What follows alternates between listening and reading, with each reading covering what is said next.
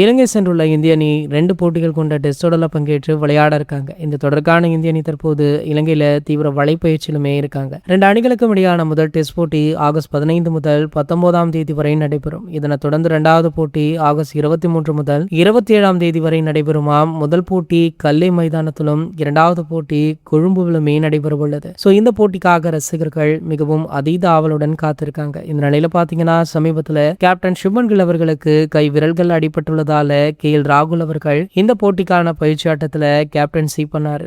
Kill அவர்கள் மீண்டும் திரும்புவாரா இல்ல ராகுல் அவர்களே கேப்டன்சி பண்ணுவாரா அப்படின்னு எதிர்பார்ப்புமே ஒரு பக்கம் இருந்துட்டு இருக்கு. இன்னொரு பக்கம் பாத்தீங்கன்னா இந்தியா அடுத்த மாதம் வெஸ்ட் இண்டீஸுடன் ஓடிஐல மோதிருக்காங்க. ஓடிஐ மட்டுமல்ல T20 அணியுமே மோதிருக்காங்க.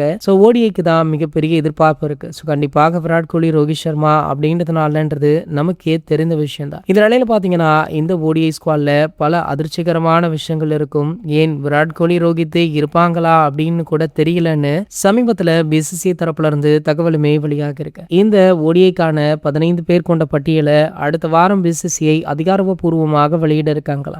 ஓடிஐ மட்டுமல்ல T20 போட்டிக்கான ஸ்குவாடுமே அடுத்த வாரம் வெளியாக உள்ளதாக சொல்லப்படுது. 2 ஸ்குவாடிலுமே பெரிய மாற்றங்கள் இருக்கும் அப்படின்னு சொல்றாங்க. காரணம் பாத்தீங்கன்னா கடைசியாக இங்கிலாந்துடன் நடைபெற்ற T20 மற்றும் ஓடிஐ ஆகிய 2 சீரீஸிலுமே இந்தியா படு தோல்வியை சந்திச்சது. ஓடிஐயாவது பரவாயில்ல, ஒரு போட்டி ஜெயிச்சாங்க. ஆனா T20ல ஒரு போட்டிகளை கூட இங்கிலாந்துல வெல்ல முடியல. ஆகையால பாத்தீங்கன்னா கண்டிப்பாக அணியை வலுவாக கட்டமைக்கும் முயற்சியில BCCI அதிரடியாக களமிறங்கியிருக்காங்களா. இது போன்ற செய்திகளை பத்தி நீங்க உடனே தெரிஞ்சுக்க நம்ம சேனலை மறக்காம சப்ஸ்கிரைப் பண்ணிக்கோங்க.